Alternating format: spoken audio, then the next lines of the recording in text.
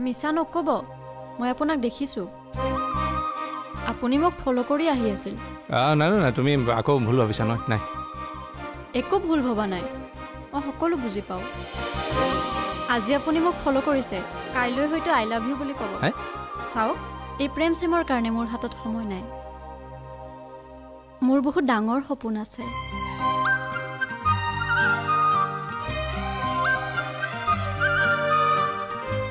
মই পাইলট হ'ব বিচাৰোঁ তাৰমানে তুমি বিয়া নোহোৱা ন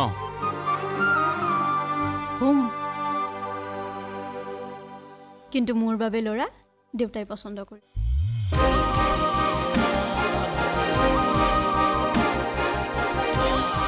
মা কি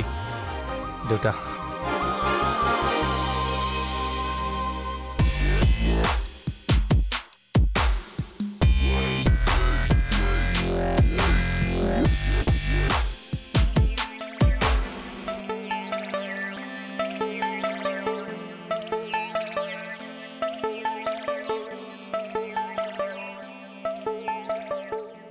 মোৰ টকা পইচা থাকিল কি হ'ল ভাৰতী বাইদেউ অকণো সুখ নাই আগতে ইমানবাৰ কৈছিলোঁ যে এই টপাটোলে এটা সন্তানৰ বাপেকটোলে মই বিয়া নহওঁ নাই মোৰ কথা কোনেও নুশুনিলে এতিয়া মইহে ভুগিছোঁ ভগৱানৰ যে কি লীলা মোৰ সংসাৰখনত অকল অভাৱেই দুখ তোৰ কোনো বস্তুৱে অভাৱ নাই তথাপিও দুখ মাজে মাজে মোৰ কেনেকুৱা লাগে জানো ভাৰতী বাইদেউ যেন আগৰজনী মৰা নাই ক'ৰবাত আছে আৰু এদিন আহি ওলাবহি মোৰ তেতিয়া কি হ'ব মোৰ ল'ৰাটোৰ কি হ'ব ভাৰতী বাইদেউ আমাৰ গাঁৱতো সেইদিনাখন এনেকুৱা হ'ল নহয় প্ৰথমজনী বেলেগ এটালৈ পলাই গ'ল মানুহজনে দ্বিতীয়জনী বিয়া কৰালে ছমাহৰ পিছততো আকৌ প্ৰথমজনী আহি ওলালহি তাৰপিছত আৰু কি হ'ব গিৰিয়েকে দ্বিতীয়জনীক পাহৰি প্ৰথমজনীকে আঁকোৱালি ল'লে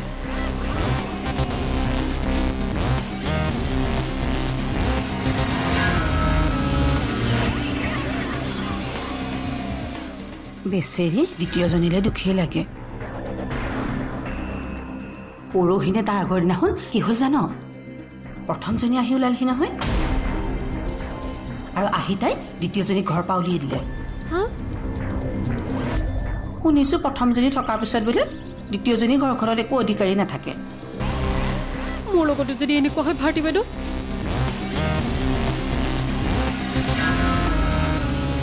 মোৰ তেতিয়া কি হ'ব চিন্তা নকৰিবি তোৰ লগত মই এইবিলাক হ'বলৈ নিদিওঁ কিবা এটা কৰিবই লাগিব কি কৰিবি এদিন নহয় এদিন ভাল দিন আহিব বুলি চাওঁতে চাওঁতে 18 বছৰ পাৰ হ'ল ৰচোন এই ছোৱালীজনীৰ বাপেকটোলৈ ইমান মৰম কিয় তাৰ কুকৰ্মবিলাক নাজানে নেকি তাই সেই আগৰ কথাবিলাক নাই তাই এইবোৰ কথা একো গম নাপায় তাই নিজৰ বাপেকক ভগৱানৰ দৰে জ্ঞান কৰে বিয়া হৈ আহোঁতে এওঁ মোক কৈছিল মই যেন কস্তুৰীকে এইবোৰ কথা একো নকওঁ ময়ো কোৱা নাই ইমানো বেয়া নহয় দেচোন মোৰ মনটো ইমানো সতী সাবিত্ৰী হৈ তই কি পালি তই যদি গোটেই কথাবিলাক অলপ মছলা মিলাই কস্তুৰীক কৈ ল যে দেউতাকৰ বাবে এইখন ঘৰৰ পৰা অকল মাকেই নহয় তাই খুৰাক খুৰীয়েকো ওলাই গৈছে তেতিয়া চাবি তেতিয়া কি হ'ব ভাত মেলিব বাপেক জীয়েকৰ সম্পৰ্কত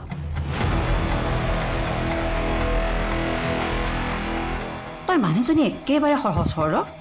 সেইকাৰণে এই অৱস্থা অলপ চতুৰ হ'বলৈ শিক সংসাৰখন এনেকুৱা এখন ব্যঞ্জন য'ত অলপ সঁচা আৰু অলপ মিছা এই দুয়োটা মছলা মিলাই দিলেহে সোৱাদ হয়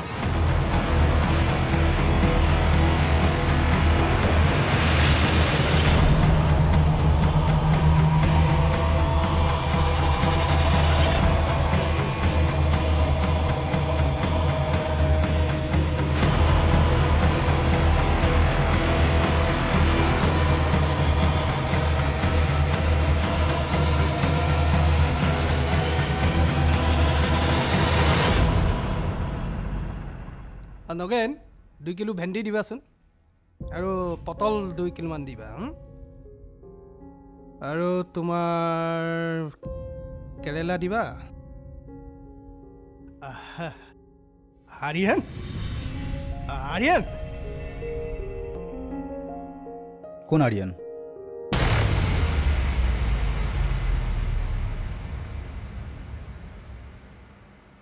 নাই আই এম সৰি মই মোৰ ভাই বুলি ভাবিছিলোঁ ইটছ অ'কে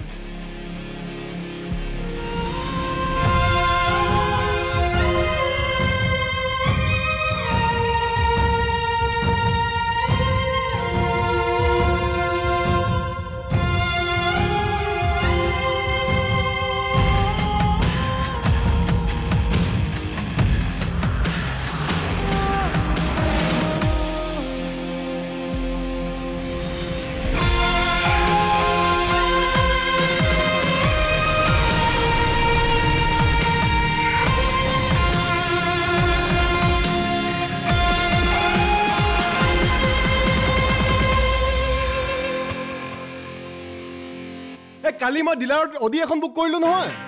আৰে তোক মই কৈছিলো দেখোন বিজনেছটোৰ কথা আৰে 5 লাখ এইটো মাহত ইনভেষ্ট কৰি থ 1 মান্থ পিছত ডাবল হৈ যাব ইণ্টাৰেষ্ট আৰে বাবা এনেকে থাকিলে তো ভিক্ষাৰী হৈ থাকিব লাগিব 5 লাখ এইটো মাহত থলি 10 লাখ নেক্সট মান্থত পাই যাবি তই বুজিলি আৰে বাবা মই কৈছিলো তোমাক 5 লাখ টকা যদি এইটো মাহত দিয় তেনেহলে নেক্সট মান্থত 10 লাখ টকা পাই যাবি চিঅৰ এণ্ড চাৰ্টেন আৰে মা আনিছানে চা ক'ত থৈছা মা ক'ত থৈছা ইমান সময় লগালা যে ইমান বছৰৰ মূৰত পঠিয়াইছিলো খালী হাতে নাহিলে হ'ল আৰু হা খালী হাতে আহিছা হাঁহি দেখুৱাইছে 1000 টকা দিছে এটা কাম কৰিবা তুমি মোৰ অসুখ হোৱা বুলি ক'বা মানে মোৰ এটা কিডনি ফেল হোৱা বুলি ক'বা এটা নহয় দুটা কিডনি ফেল হোৱা বুলি ক'বা খং বাঢ়িব পাৰে নিজৰ লগতে আত্মীয়বোৰক অপকাৰো কৰিব পাৰে কিছুমানে আত্মহত্যা কৰে যদি কিবা অভাৱ আছে এজনী বেয়া বুদ্ধি দিয়া মানুহৰ আৰু বেয়া বুদ্ধি মই দিম তাইক দুটি মনৰ জোনাকৰ পোহৰ চৌপাশে 1000 টকা দিছে 1000 মাত্ৰ 1000 টকা আৰে তুমি দেখোন কৈছিলা তোমাৰ ভনীয়ে বহুত ধনী মানুহ পুনৰ কণীৰ পৰা হাঁহ নেকি হা এতিয়া 1000 টকা দিছে অলপ ধৈৰ্য ধৰচোন পিছত দিব নহয় ৰবা মই তোমাক যেনেদৰে অভিনয় কৰিব কৈছিলো তেনেদৰে অভিনয় কৰিছানে মানে গৈহে একেবাৰে হুকুকাই কান্দি দিছানে মই জানো তই মোক শিকাব নালাগে এটা কাম কৰিবা তুমি মোৰ অসুখ হোৱা বুলি ক'বা মানে মোৰ এটা কিডনি ফেল হোৱা বুলি ক'বা এটা নহয় দুটা কিডনি ফেল হোৱা বুলি ক'বা তাৰপিছত সিহঁতৰ আগত কান্দি দিবা মোৰ মাত্ৰ এটাই ল'ৰা তাৰপিছত সিহঁতৰ বেয়া লাগি দি দিব তোমাক পইচা এনেও ধনী মানুহবোৰ বৰ বুৰ্বক তুমি এনেকৈ বেয়া লগাকৈ ক'লে পইচা দি দিব এইবোৰ কথা কয় নেকি ইমান বেয়া চিন্তাবোৰ তোৰ কেনেকৈ মনলৈ আহিল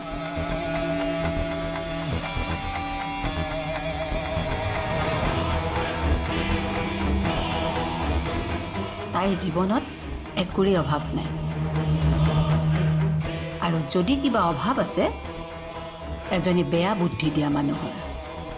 আৰু বেয়া বুদ্ধি মই দিম তাইক আৰু মোৰ দুখৰ কাহিনীবোৰ শুনাই শুনাই তাইৰ পৰা পইচা আদায় কৰিম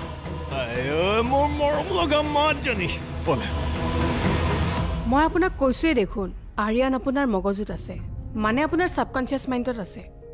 আপোনাৰ মগজুৰ পৰা আৰিয়ানাক আঁতৰাবলৈ হ'লে নিজকে দোষী সজোৱা বন্ধ কৰিব লাগিব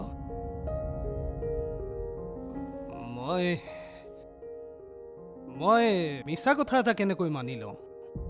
আপুনি আৰিয়ানাৰ অপৰাধী নহয় মই কেনেকৈ অপৰাধী নহওঁ মিছা কথা এটা মই কেনেকৈ মানি লওঁ কেনেকৈ বুজাওঁ নিজকে চাওক আপুনি যদি মই কোৱা ধৰণে নকৰে তেনেহ'লে মই একো কৰিব নোৱাৰোঁ আপোনাৰ কাৰণে নহ'লেও পৰিয়ালৰ কাৰণে আপুনি যুঁজিবই লাগিব নহ'লে কিন্তু নহ'লে কি ডক্টৰ চাওক আপোনাৰ লক্ষণবোৰে ভয়ানক মানসিক বেমাৰৰ আগজাননী দি আছে যাক আমি বাইপলাৰ ডিছঅৰ্ডাৰ বুলি কওঁ। বাইপলাৰ ডিছঅৰ্ডাৰ মানে এইটো কি বেমাৰ? কি হয় এইটো বেমাৰ হ'লে? আপুনি ভয় নাখাব, এই বেমাৰ চিকিৎসাবিহীন নহয়। তথাপি আপুনি কওক না, কি হয় এই বেমাৰটো হ'লে? মানে আপুনি যে ক'লে আৰিয়ানক দেখা পায়, এনেকৈ যিকোনো মানুহক আপুনি কল্পনাৰ পৃথিৱীত দেখা পাব পাৰে। চিমটমছ বহুত আছে, যেনে খং বাঢ়িব পাৰে, নিজৰ লগতে আত্মীয়বোৰক অপকাৰো কৰিব পাৰে, কিছুমানে আত্মহত্যা কৰে আৰু কিছুমানে আনৰ অপকাৰ কৰে। আক্ৰমণ? মই মোৰ ছোৱালীকো আক্ৰমণ কৰিব পাৰোঁ নেকি বাৰু? নে তাইকো কিবা ক্ষতি? সকলো সম্ভৱ। বহু ক্ষেত্ৰত ৰোগীয়ে বাস্তৱ ক্ষেত্ৰখনৰ লগত সম্পৰ্ক হেৰাই পেলাই নিজৰ এখন কল্পনাৰ পৃথিৱী গঢ়ি লয়।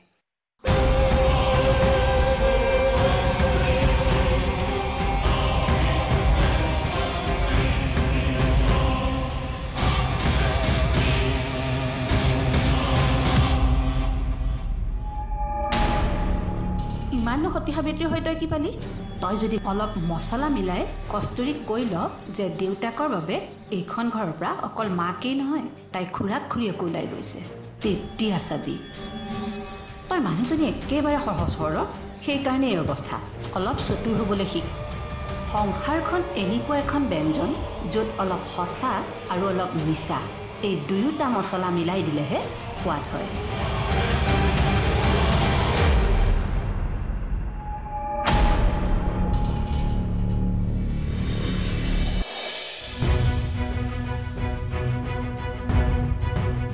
কস্তুৰী, তই এইবোৰ জানিবি বুলি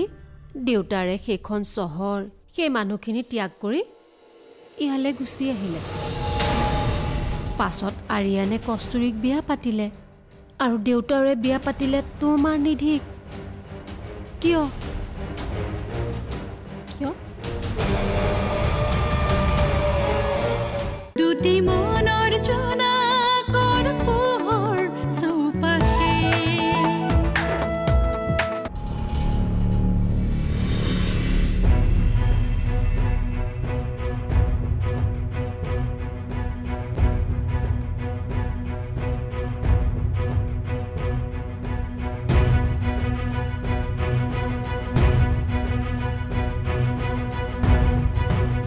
কস্তুৰী,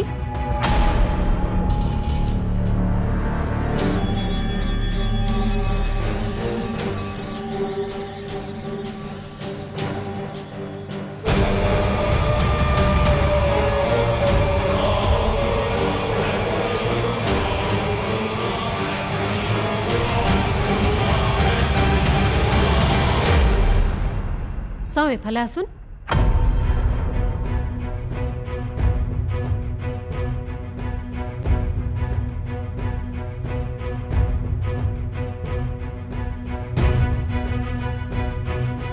বহ।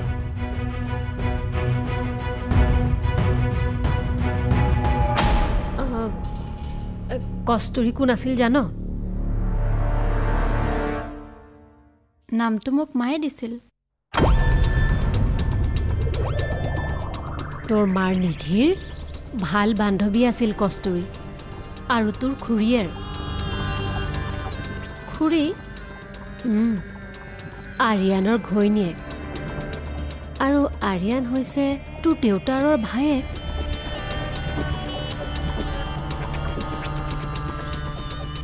তই এইবোৰ জানিবি বুলি দেউতাৰে সেইখন চহৰ, সেই মানুহখিনি ত্যাগ কৰি ইয়ালৈ গুচি আহিলে।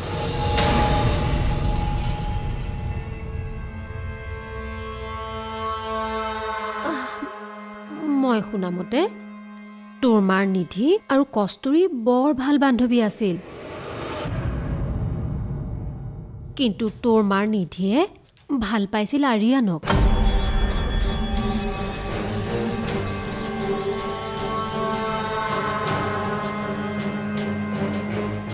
আৰিয়ানে ভাল পাইছিলে আকৌ কস্তুৰীক। ইপিনে আকৌ তোৰ দেউতাৰে পচন্দ কৰিলে নিধিক পাছত আৰিয়ানে কস্তুৰীক বিয়া পাতিলে আৰু দেউতাৰে বিয়া পাতিলে তোৰ মাৰ নিধিক কিয়